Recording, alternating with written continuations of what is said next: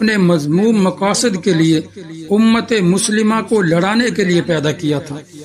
میرے دوستو، شاید آپ تاریخ کے ان اوراق پر نہ پہنچ سکیں، اور تاریخ کبھی کسی کو معاف بھی نہیں کیا کرتی۔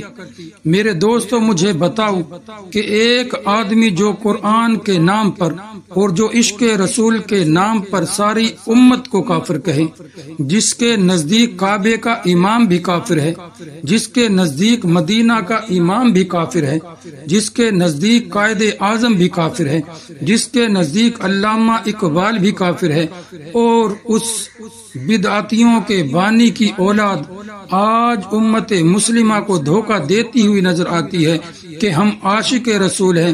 عاشق رسول بھلا ایسے ہوتے ہیں جو ایک طرف تو یہ بات کریں کہ نبی مختار کل ہے، نبی کو ہر چیز پر اختیار حاصل ہے، اور دوسری طرف یہ کہیں کہ مصلی پر امام کافر کھڑا ہے۔ کیا نبی کو اتنا بھی اختیار نہیں ہے کہ کافر امام کو اپنے نبوت والے مصلی سے ہٹا دے؟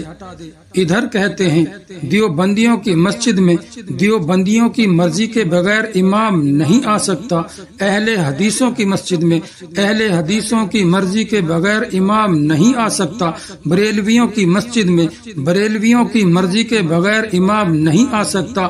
ان میں اتنا اختیار تو مانتے ہو، اور نبی میں اتنا بھی اختیار نہیں مانتے کہ نبی کی مسجد میں نبی صلی اللہ علیہ وسلم کی مرضی کے بغیر امام آ گیا۔